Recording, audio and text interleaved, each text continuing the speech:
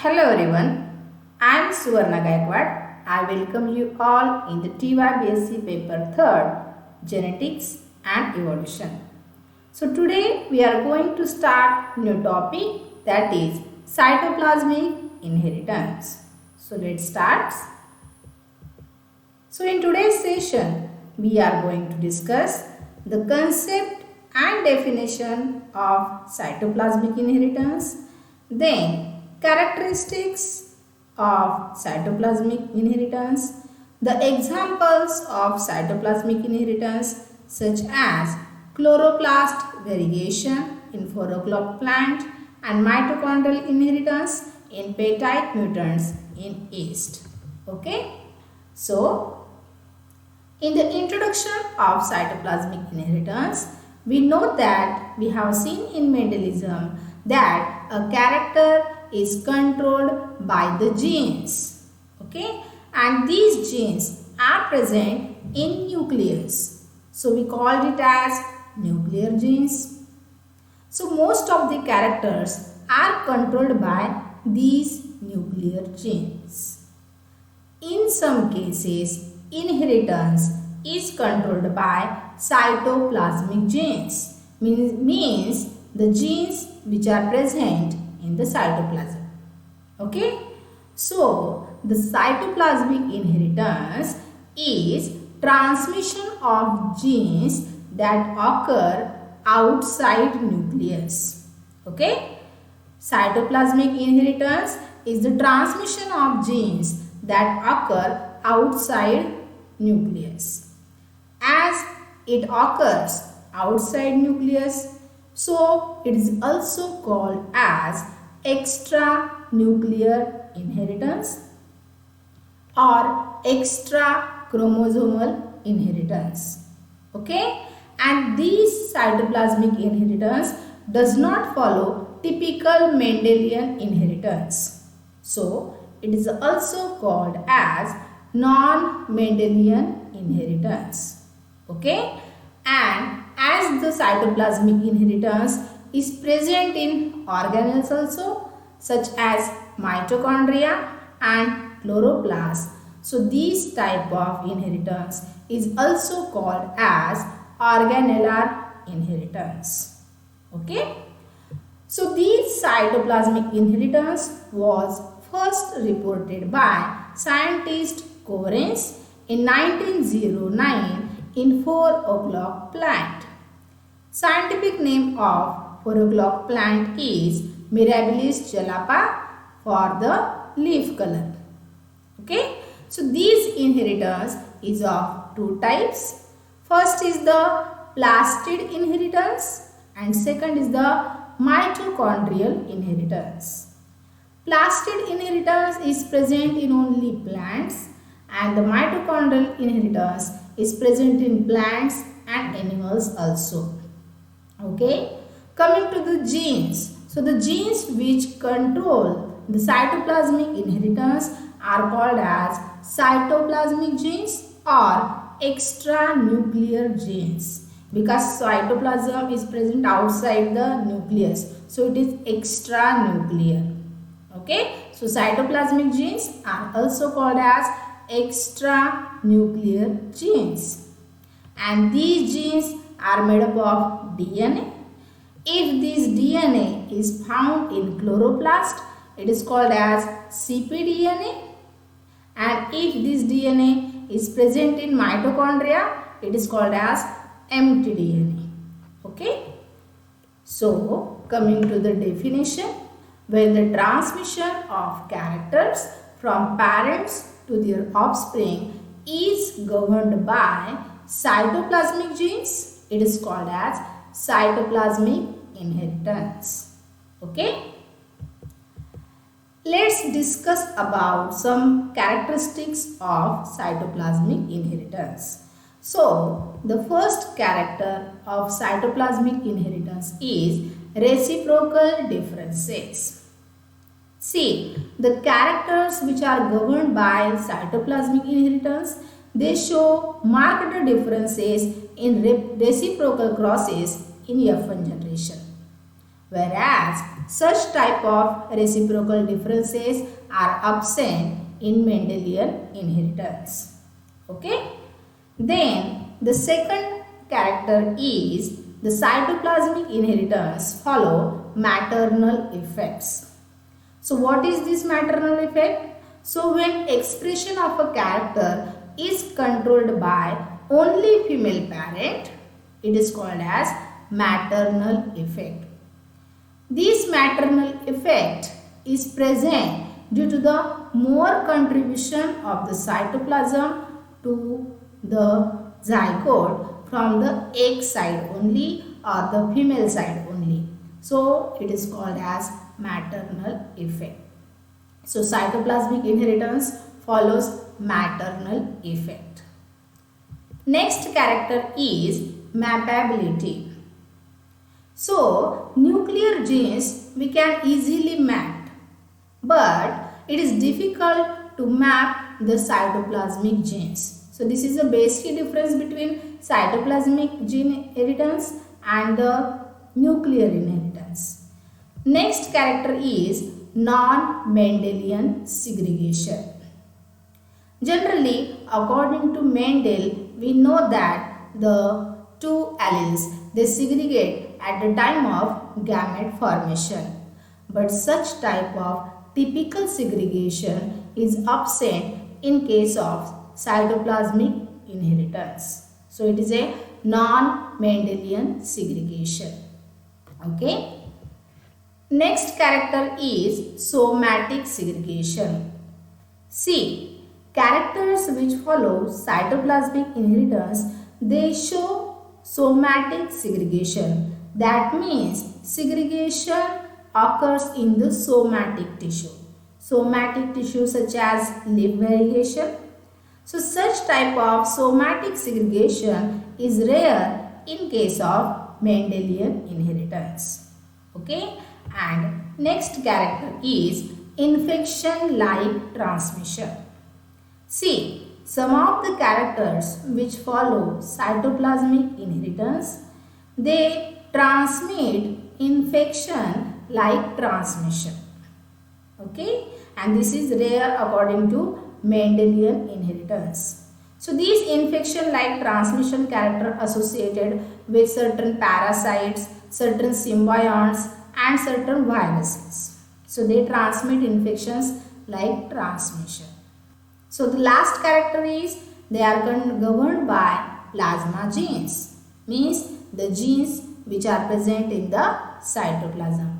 So here are certain characteristics which are followed by cytoplasmic inheritance.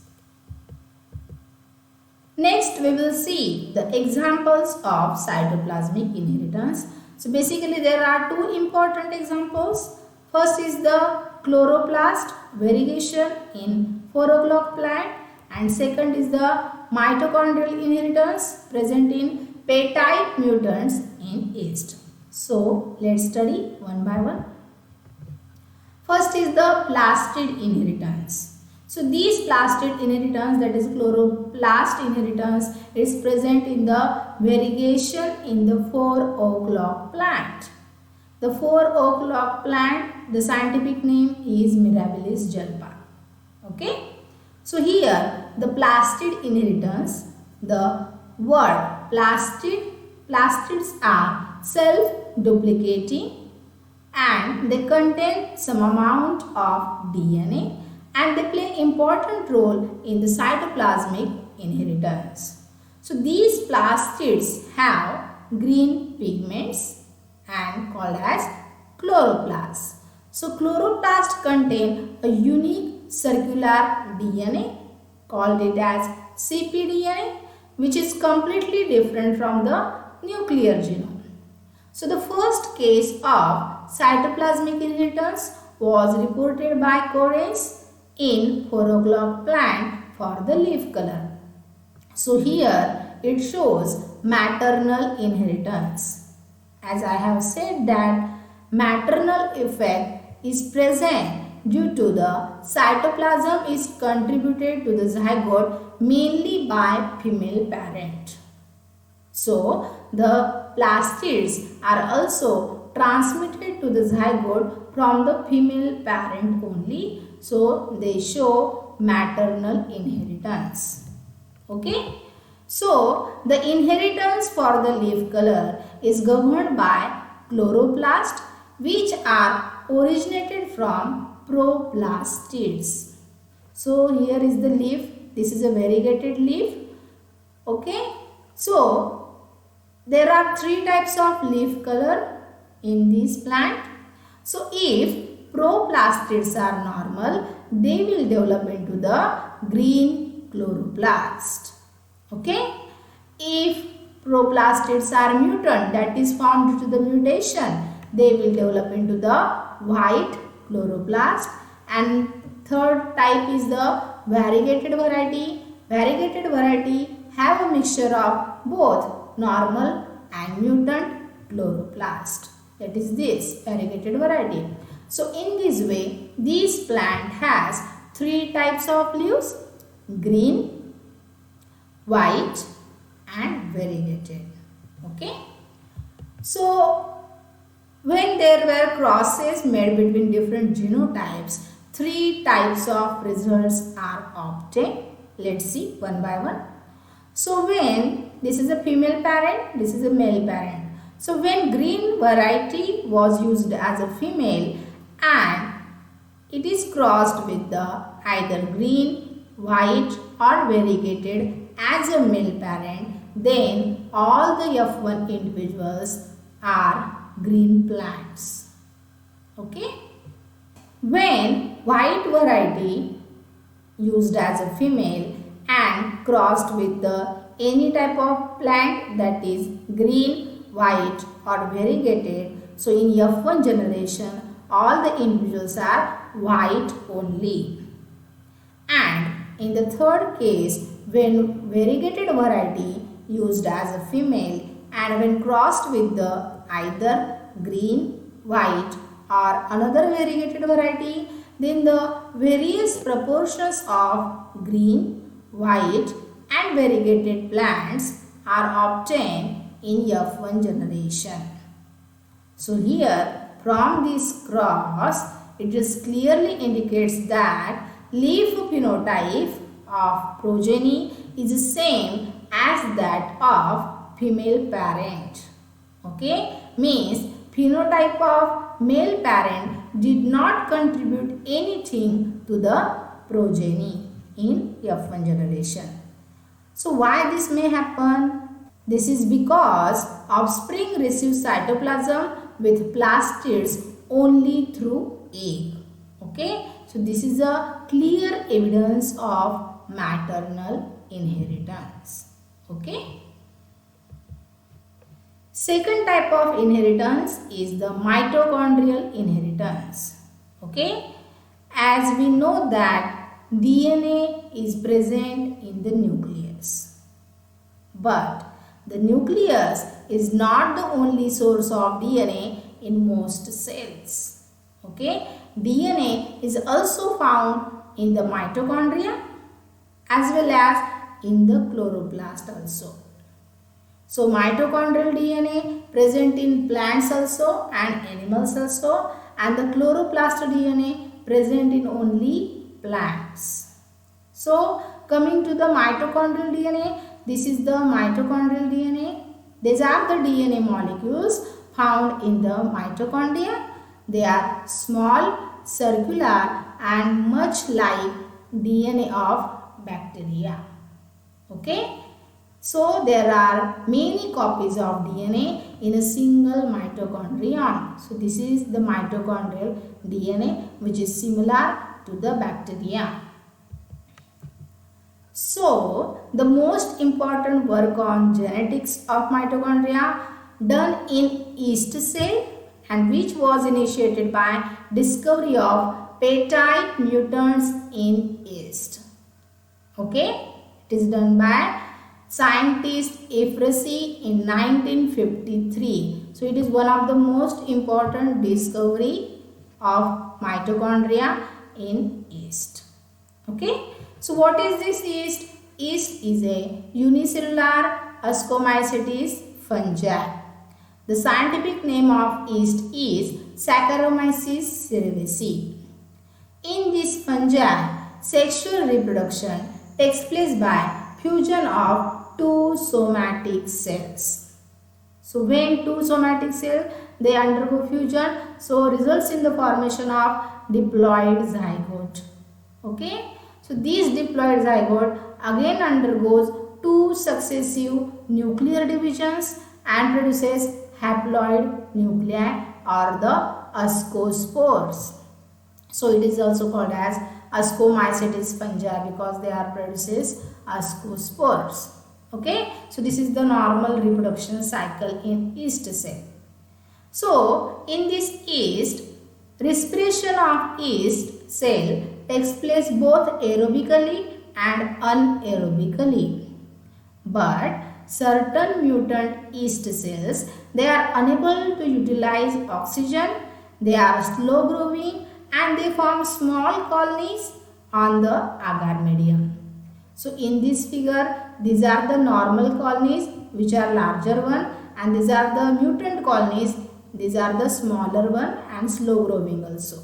Okay, so these small colonies which form mutant strains. Strain means type, mutant because they are formed due to the mutations. So these small colonies which are formed due to the mutation, they are called as petite colonies. Okay, so in this way in yeast there are two types of strains. One is a normal strain and second is the petite strain. So in petite strain, the necessary components for the respiration such as cytochrome B, cytochrome C1, cytochrome A and cytochrome A3, these are absent. Okay, whereas these necessary components, they are present in the normal strain of mitochondria. Okay, so when the petite strain can be mated with the normal yeast cell, at that time there are three possible varieties. Okay, three possible varieties such as segregational peptides, neutral peptides and the suppressive peptides are formed. So in this way, these three peptides, they show different types of inheritance. Okay, first we will see the nuclear peptides. These are also called as segregational peptides. Okay, so when a haploid peptide, that is mutant form, crossed with the haploid normal, okay, yeast cell, so they form diploid zygote. This diploid zygote is normal one. When this diploid zygote undergoes meiosis, it produces four types of yeast cells or spores. So out of four spores, two spores are petite one and two are normal. Means they are produced in 1:1 ratio. Means these segregational peptides show normal Mendelian inheritance. Okay, here segregational peptides are formed due to the mutation in nuclear DNA. So the most important thing is in segregational peptides, they follow simple Mendelian segregational form. Okay. So second is the neutral peptide. So when one peptide haploid spore crossed with the normal haploid, they result in the formation of a diploid zygote. This is a normal one which undergoes meiosis, and after meiosis it results into formation of all normal yeast cells or the spores. Okay, here only normal ascospores are produced from mating between petite and normal yeast cells. So here neutral peptides are formed due to the mutation in the mitochondrial DNA. Okay, but due to all are normal, so this is not a routine Mendelian inheritance. Okay, so this is a non-Mendelian inheritance. This non-Mendelian behavior indicates that such peptide characters are caused by extranuclear inheritance. Okay, this is caused by extranuclear inheritance. So keep in mind that neutral peptides character are caused by extranuclear inheritance. And the last is suppressive peptides. Here, when peptide spore crossed with the normal one results into formation of diploid zygote. Here, the diploid zygote is not normal, it is peptide one. So after meiosis, it produces all spores, all are peptide in nature. Okay, so it is also a non-Mendelian inheritance. Okay, and such peptides, they suppress normal respiratory behavior, and this suppressive peptide factor act as a dominant, so all are peptide 1. So this is also a non-Mendelian inheritance. So in this way, when normal yeast cell crossed with the peptide 1, these 3 types of results we have obtained. So after these experiments, it can be concluded that peptide, it is a mutant form which is formed from the normal condition. This peptide character is controlled by cytoplasmic factor. So peptide mutant has defective cytoplasmic factor such as mitochondrial DNA in peptide has altered composition. Okay. So this suggested that peptide character is controlled by plasma genes contained in the mitochondrial DNA. So this is all about mitochondrial inheritance. Coming to the significance of cytoplasmic inheritance. So it plays important role in the heterosis, that is hybrid vigor. It also important in development of cytoplasmic male sterility. So it is also useful in explaining role of various cytoplasmic organelles in the transmission of characters. Again, it is important in mapping of chloroplast genome and mitochondrial genome. Recently, chlamydomonas, maize, yeast and man mapping of these genes can be possible. And the mutation of chloroplast DNA and mitochondrial DNA leads to the generation of variations. So in this way, these are some significance of the cytoplasmic inheritance. So this is all about cytoplasmic inheritance, in which we have studied the concept, definition, examples of cytoplasmic inheritance, and finally the significance of cytoplasmic inheritance. So friends, these are certain references for this session, and so we will stop here and meet in the next session with a new topic. Thank you very much.